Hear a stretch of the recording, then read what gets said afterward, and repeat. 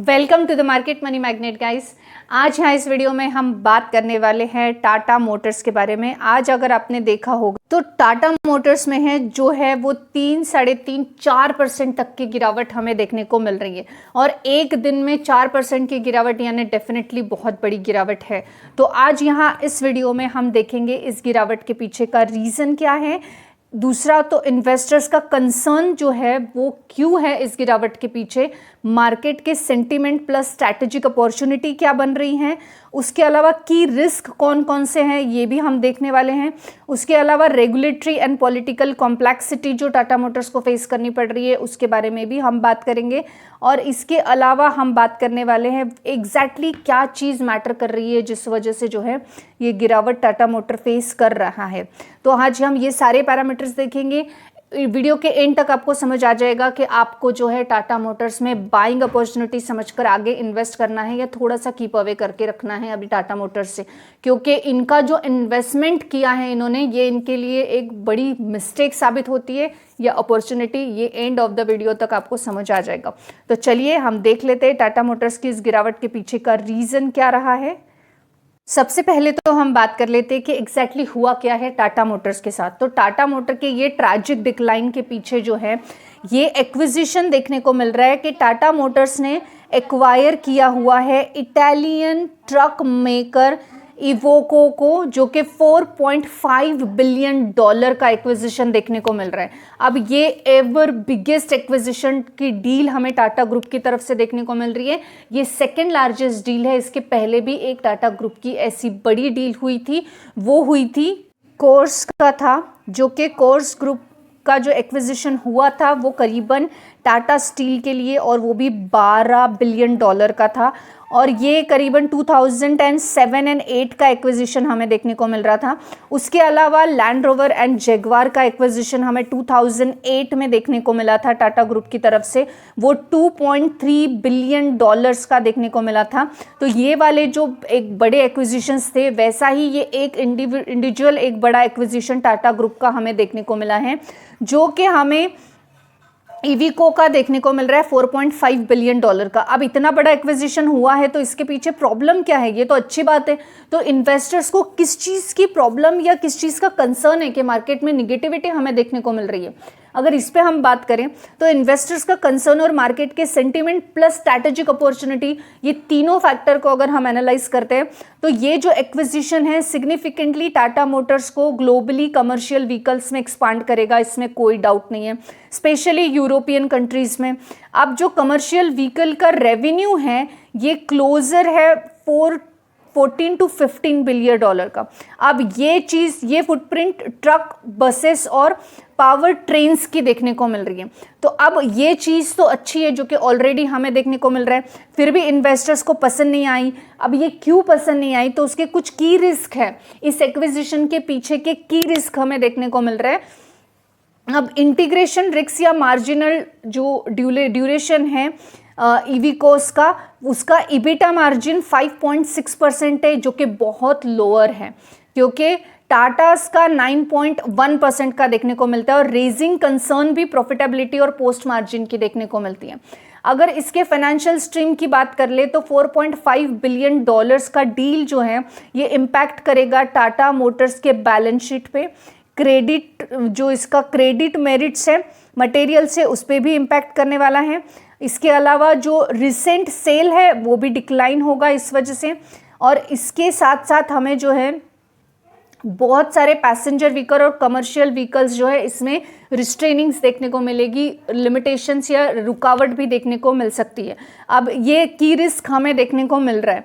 साथ ही साथ कुछ रेगुलेटरी और पॉलिटिकल जो रिस्ट्रिक्शन हमें देखने को मिल रहे हैं इस डील में, which is actually a concernable factor और the real reason for this negativity behind Tata Motors. अब जो एक्विजिशन में जो इवॉल्व हो रहे हैं ओनली जो इविकोस का नॉन डिफेंस बिजनेस है उसी पर डील हो रही है, उसी पे एक्विजिशन हो रहा है। और एज ऑन जो इविकोस का डिफेंस यूनिट है आईडीवी, ये अंडर इटालियन कंट्रोल में ही रहने वाला है। जो गोल्डन पावर है उनकी वो अंडर इटालियन कंट्रोल में ही देखने को मिलने वाला है। गोल्डन रूल इटालियन कंट्रोल में ही रहेगा। डिफेंस का जो कंट्रोल है वो इटालियन में रहेगा। जो नॉन डिफेंस सेक्टर है बस वही टाटा मोटर एक्वायर कर सकता है। उसके अलावा जो अथॉरिटी है उसमें ट्रेड यूनियन और उसके साथ क्लोजली मॉनिटरिंग अथॉरिटी के डील्स जो रहेंगे वो भी इटालियन गवर्नमेंट के अंडर रहेंगे। अभी जो इटली का गवर्नमेंट है may impose a condition under strategic investment law.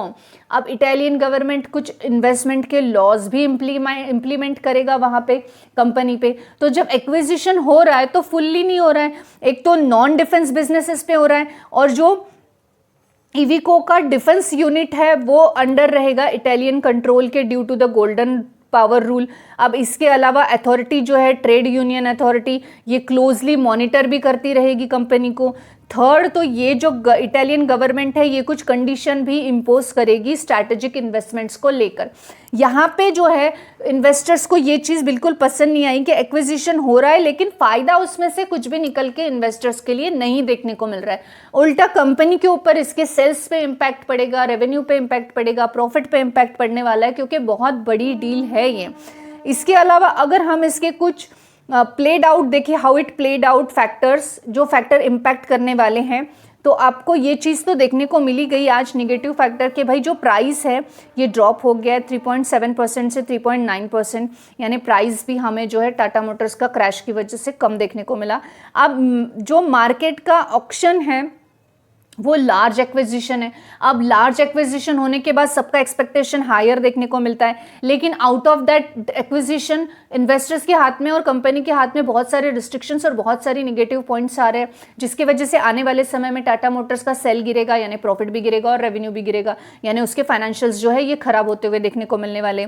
अब प्राइमरी जो कंसर्न है वो इंटीग्रेशन रिस्क का भी है और मार्जिन इफेक्ट होने वाला है इस चीज़ का भी है।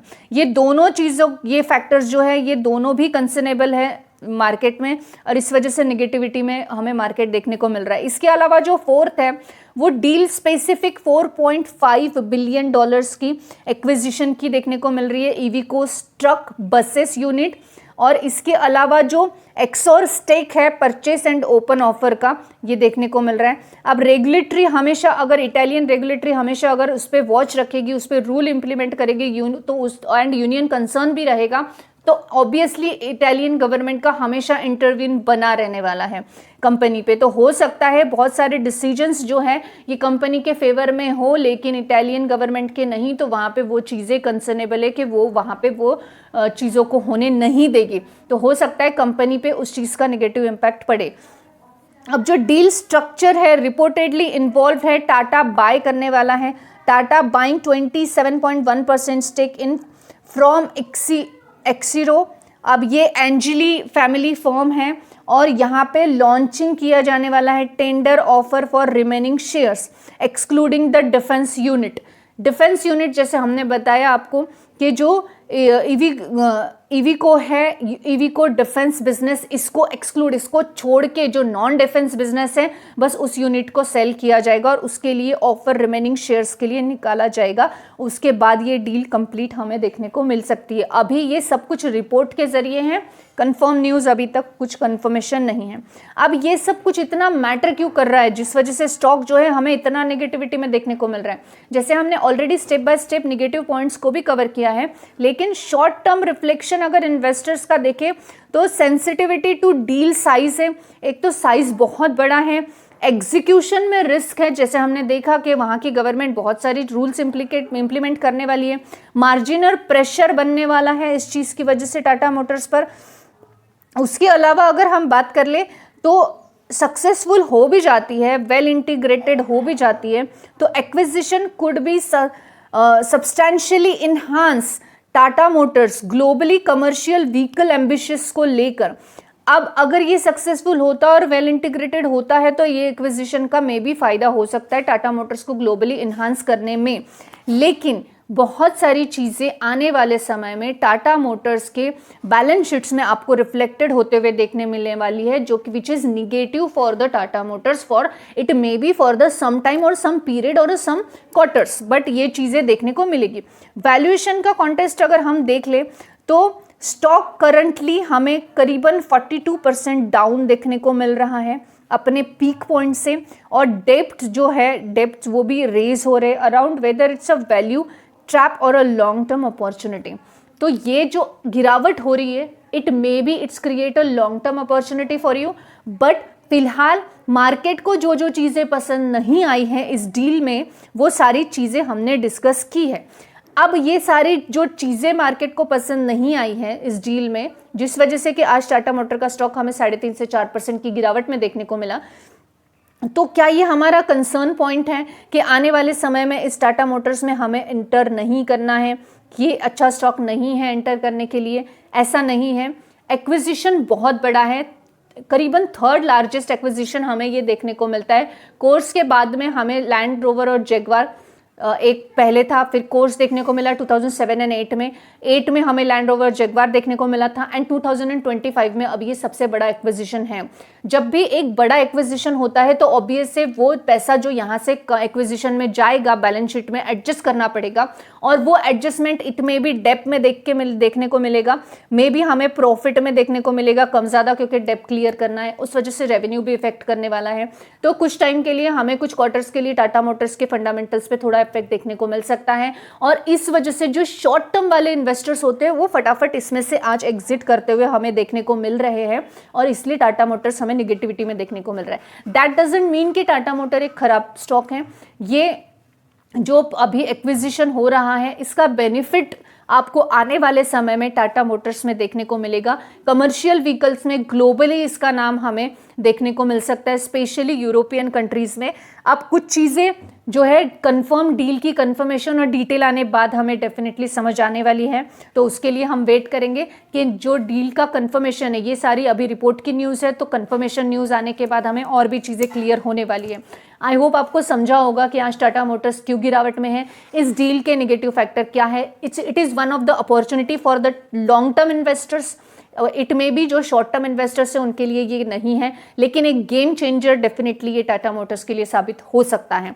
जितनी गिरावट आएगी उतनी आपको बाइंग अपॉर्चुनिटी टाटा मोटर्स दे रहा है, तो मैं होप करूंगी कि और भी थोड़ी गिरावट आए, थोड़ी बाइंग अपॉर्चुनिटी बने, तो आप इसमें एंटर डेफिनेटली कर सकते हैं। आने वाले समय में ये स्टॉक आपको अच्छे रिटर्न्स बना के देने का पोटेंशियल रखता है या नहीं, ये आप मुझे कमेंट सेक्शन में बताएंगे। आई एम वेटिंग कि कितने लोगों का क्या ओपिनियन रहता है। This information is only for the educational purpose. I am not giving any recommendation here, neither a buy nor a cell.